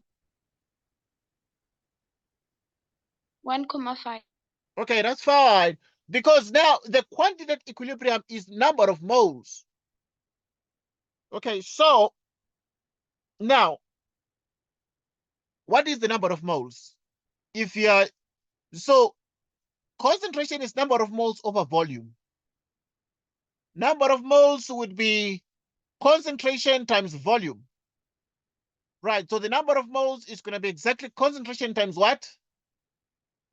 It's going to be exactly the concentration times volume, meaning that you have the concentration is going to be what?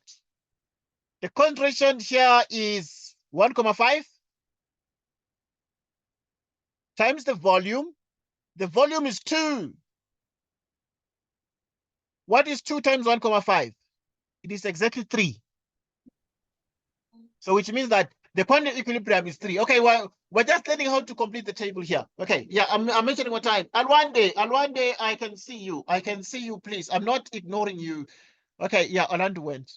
Never mind. Okay, what is the change in the thing?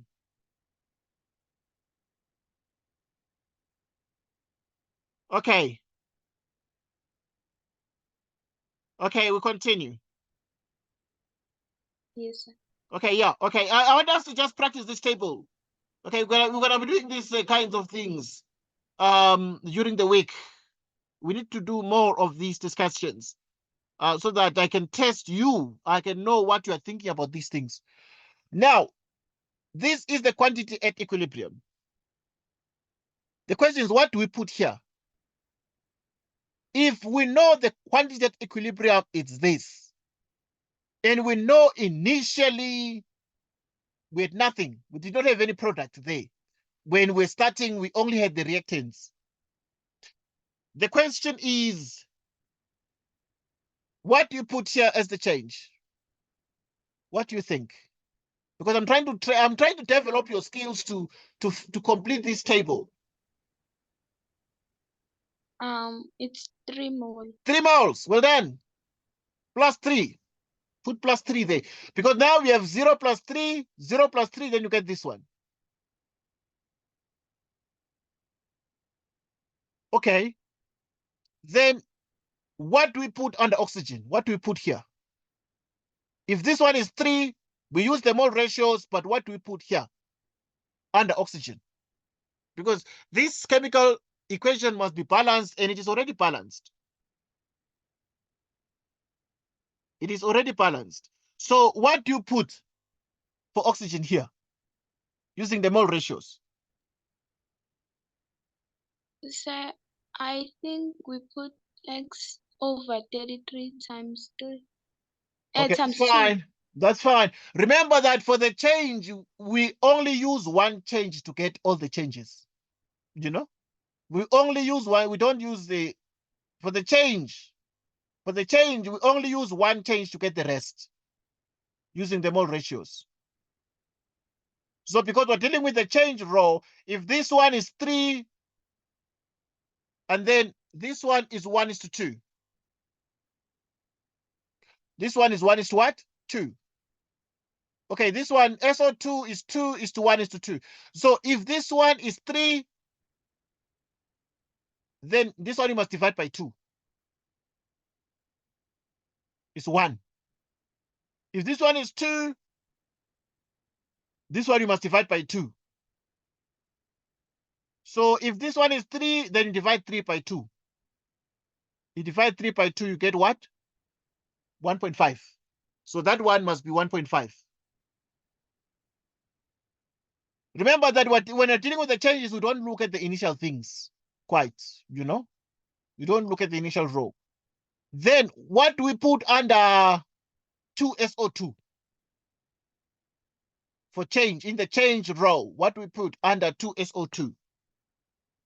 I'm trying to develop your skills to complete the table. You forgive me, please. I'm just trying to engage your thinking. 1,5. Okay. It's oxygen and SO2 is the same as what in terms of the ratios? It's the same as SO3 because there are 2 mole ratios. 2 mole ratios. 2 mole ratios. So it means that it's going to be the same as this one. So it's going to be 3 also. because there are two number of moles, same number of the mole ratios that are the same. It means that we have the same number of moles. It's only oxygen that is like half, because it's 2 here and then it's 1. Then it means that you must divide by 2. Anything you get here. Okay, and then obviously we're looking at the forward. It means that this is minus minus. Okay, for the change that you put minus, yes. Okay, so say you always if you do the ratio calculation, you always take in a reactant and product. Yes. Oh. Most definitely. Yes, you always consider the reactants and the products. Okay. So good. Okay. All right, that's fine. So what do we put here?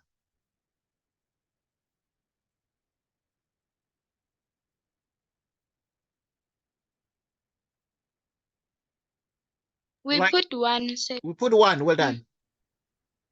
Okay, we put 1. Well, then what do we put here?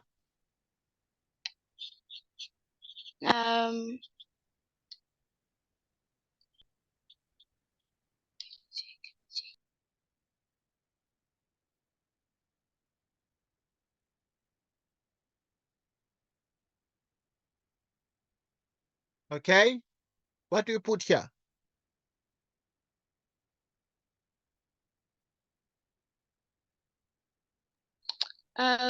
So we put x over 32 minus 1 over 5. Yes, well done. Minus the 1,5. Yeah. And yeah, you can write like that. That's correct. So you just add these things, but because this one is minus, then it's just x over 32 minus 1,5. Okay, good. Now, what do you put here? For the equilibrium concentration under SO2, what do you put here? We put 1 over 1 over the volume. 2. Yes, 1 over 2 because the volume is 2, right? So we put here exactly 1 over 2, and 1 over 2 is 0,5. Then what do we put here? Okay. I want to see what you're thinking. Right. Okay, so I think we will put, okay, I think so we must calculate for x first then. Yes, but now because we already got this one, it means we shall put, because this is like everything here is like number of moles. We take the quantity equilibrium, which is number of moles, to divide by the volume. Like we took here the number of moles divided by the volume. So we'll take everything here and divide by what? We'll take everything and divide by the volume, and the volume is 2. Okay. Okay. Right, like that. And then this one you already have the thing, the 1,5. So now the question is, we have been told that calculate the mass of oxygen initially present in the flask if the equilibrium constant Kc at this temperature is 4,5. What is Kc?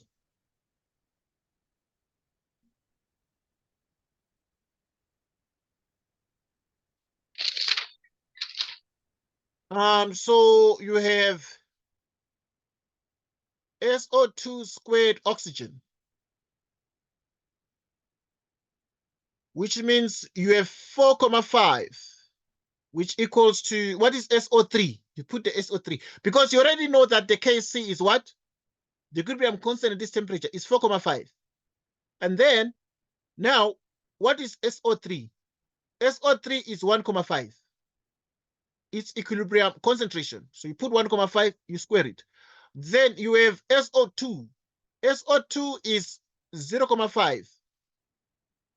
You square that. Oxygen is x over 32 minus 1,5 divided by 2.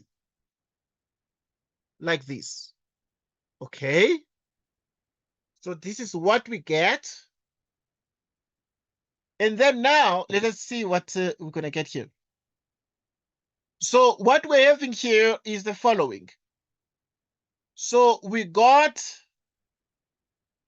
4,5 equals 1,5 divided by 0,5.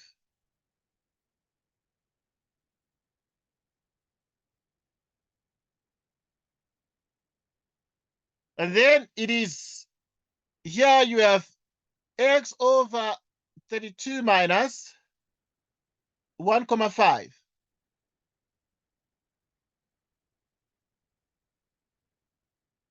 You divide everything by 2.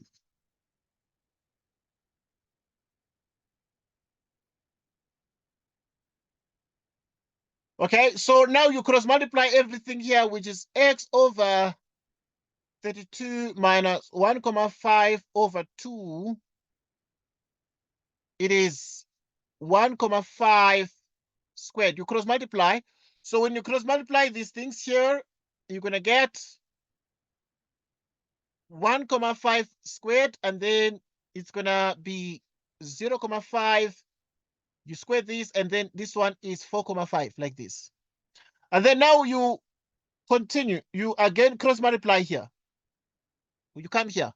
When you cross multiply, it is x over 32, and then you have 1,5, and then multiply, cross multiply, which is 2 times 1,5. You square this, you divide everything by 0,5, and then you square this, and then you have 4,5 like this. Right. So what is the value of x here, Nombuso? Because they said we must solve for x. So what do we do here?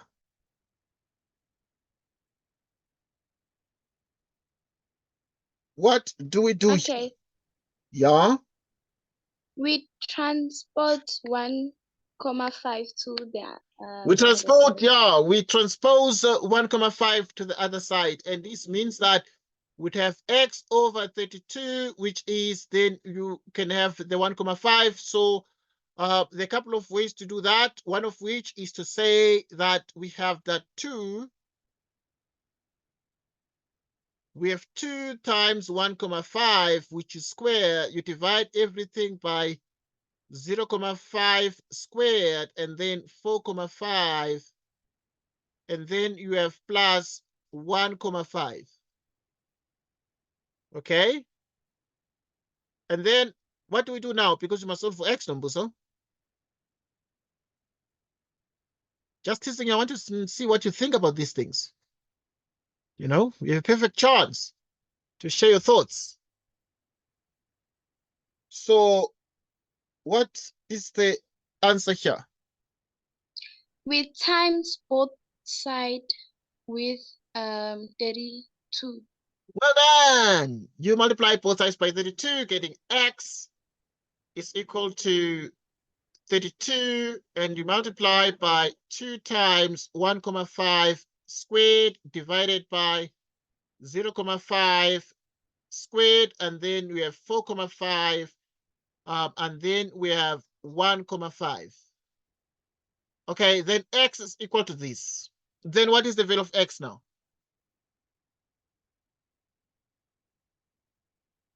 Then what do we do now? Because we must get the value of x. So we punch. Okay. So We we punch punch this thing. everything. We punch everything on our calculator, right? Okay, so you're gonna punch Then everything. Yeah. okay, I got 176, but can you double check? Yeah, let's double check. Well done. Let's double check. So now you're gonna have, like, there is a 32 here times 2 times 1.5 squared, 0.5 squared times 4.5 plus 1.5. You close like this. Well done. Yay. 176. Okay, so the 176 is the correct answer. Right, so you have actually 176 grams. So obviously, because now the question was initially you had 4 mole of SO2 gas and an unknown mass X of oxygen are sealed in that. So unknown mass X, it means therefore the mass was 176 grams, right? So this was the mass, and that actually became the value of X in this particular question. And then obviously that is the answer to this particular question. So now we're gonna move to the next question. So I'm gonna test you with this particular question to see what you're gonna do. Okay, I know that you need to sleep because tomorrow you're going to school.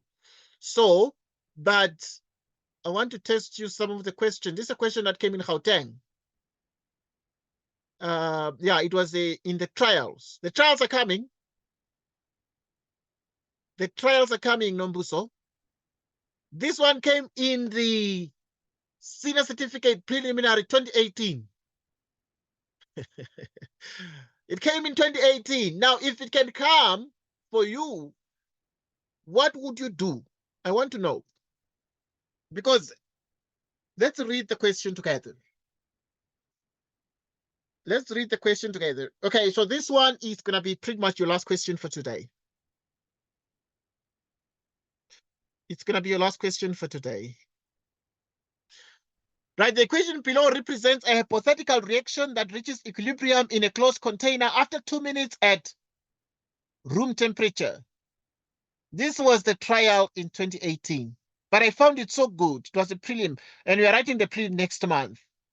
The letters X, Y, and Z represent the number of moles in the balanced equation. We have X, Y, and Z. They represent the number of moles in the balanced equation.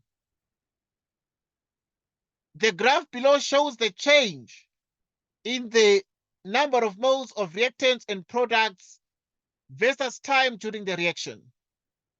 Number of moles of reactants and products versus time in the reaction, and this is the graph that they gave to the grade 12s in 2018.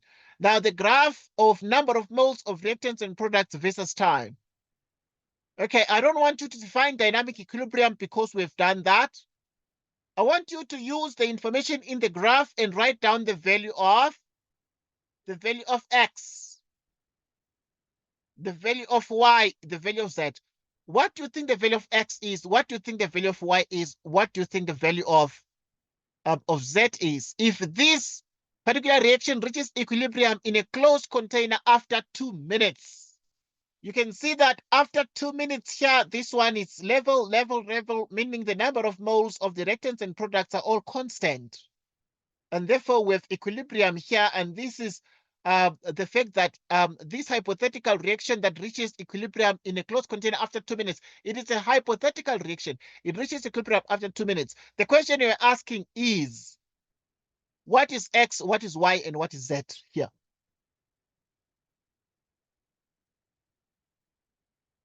What do you think? If you can't see something, please ask me. Maybe the graph is a bit small. But there's some numbers on the graph.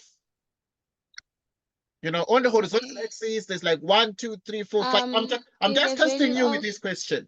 Like, what is X? They're asking, what is X? So I have to say the moles all times. Please come again. Okay, never mind. Say it's 16. Okay, that's fine because I'm just teasing you. All right. Remember that the 16 is just what? Then what is Y?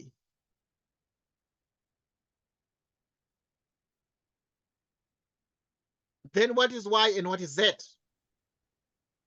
You think X is 16, right? Hmm. All right. So then, what is Y and what is Z? Y, I'm thinking 0. Okay, that's fine. Okay, never mind. I'm just teasing you. Right. So this one, it's like, first you must draw the table to analyze this one. So you must do the reaction. Okay. Sometimes they trick you guys in the trials. So you do X, you do Y. Okay, this one was written in Gauteng province for the students in Gauteng. Z, C acres. Then you're gonna do initial mole. Okay, then yeah, let's just do the horizontal thing here.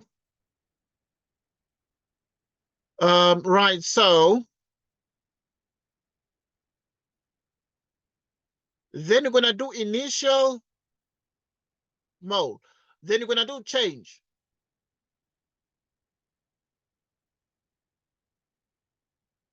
Okay, and then you're gonna do, because you're using the rise, then you're gonna do quantity at equilibrium.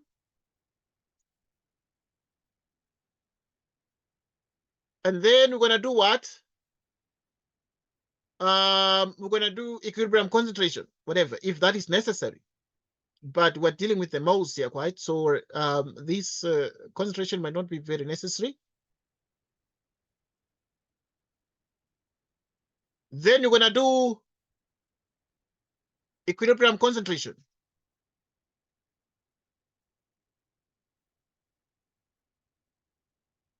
Equilibrium concentration.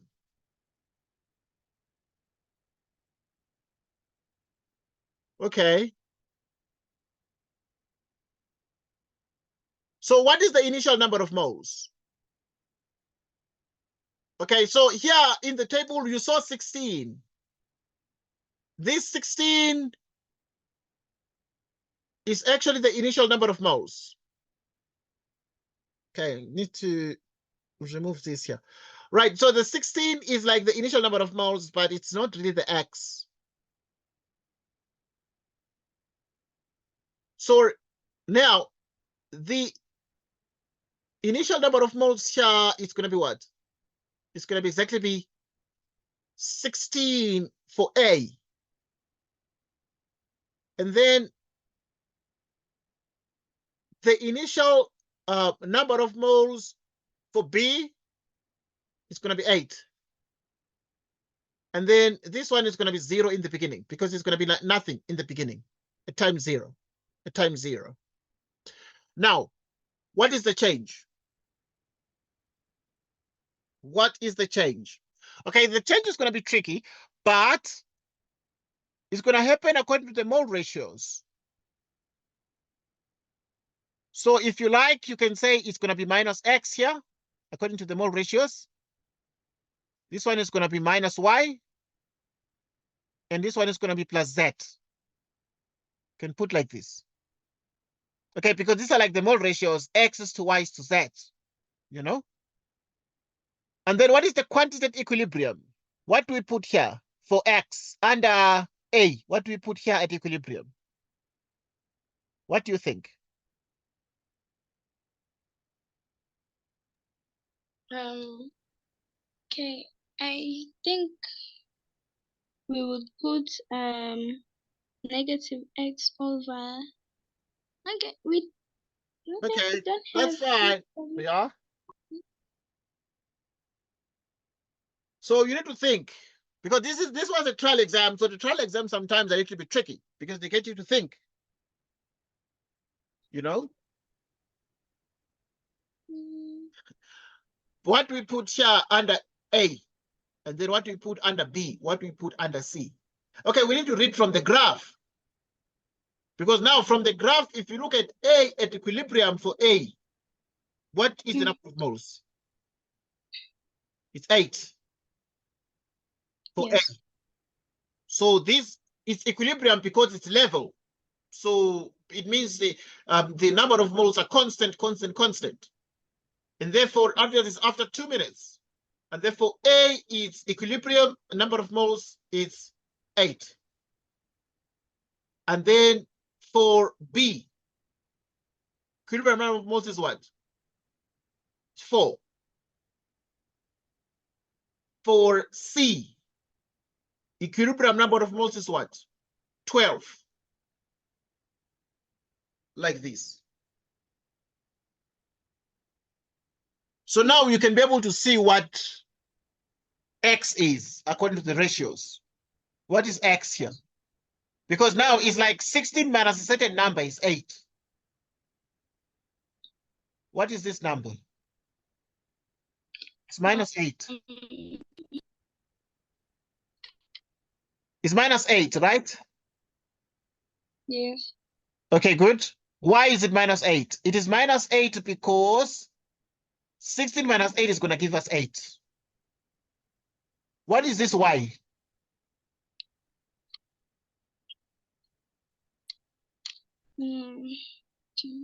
It's -4. Minus 4. Well done. And then the z?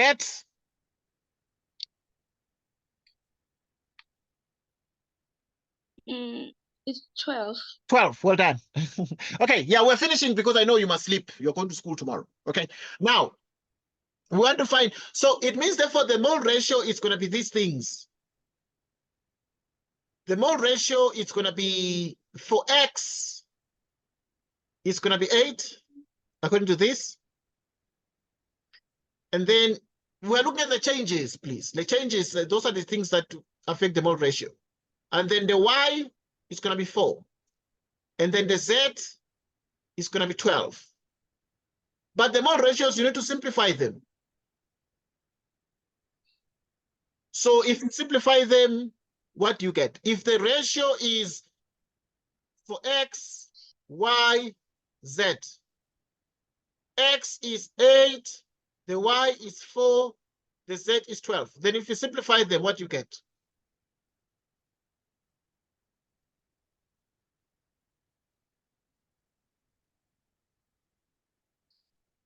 Okay, you divide by the smallest number. And then you divide 8 by 4. You get 2 is to 1 is to 3. Like that. Right. So then in the end, you can give a couple of values. For instance, you can say X is actually 8, Y is 4, Z is 12. But you can also simplify these using the ratios. Right, you can simplify these using the ratios and say it's 2 is to 1 is to 3. Okay, like that. Okay, right. Any question? We're done. I think that then we'll continue tomorrow and during the week. If you're busy tomorrow, it's okay. But if you're not busy, then we can discuss during the week. Okay. Yes. Right. Let's go. Yes. Yes, number so. So say if I have given in the test, I have given this graph. Yes. So okay, it's always okay when I have to find the initial moles. Yes. I need to do this like all the time. Like yes, you need to do this all the time. Okay. If you are given the graph. Because now by looking at the graph, there's information you cannot see on the graph. Like if you look at the graph, then you can't see the changes. You can only see the initial. Like you can see the initial, it's 16. The initial, it's 8. But they want X, Y, and Z. The question is, how do you get, because a student is going to come and say, they think that X is 16, but the truth is, these small ratios are to do with the changes. They have nothing to do with the initial or the equilibrium. We use these small ratios for changes only. You know? Yes. And then these things here, we multiply a given change. Okay, for instance, we actually say if this is 2 is to 1 is to 3, so it really depends. If you have a certain number of moles, like if you know here it's 12, and you know very well that if it's 12 here, this is 3 is to 1. If it's 12, what's going to be here? Right. If it's 12, what's going to be here? So if you have 1 and 3, If it's 12, then you must divide 12 by 3.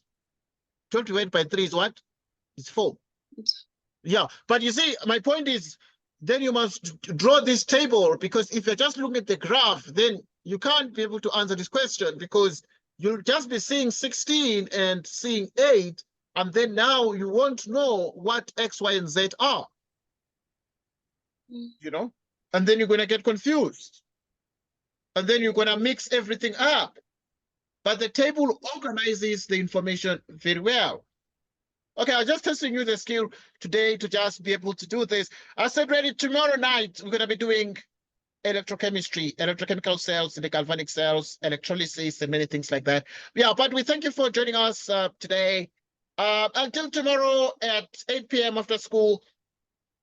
Thank you so much and take care, Nambiso, and goodbye. Nice. Goodbye.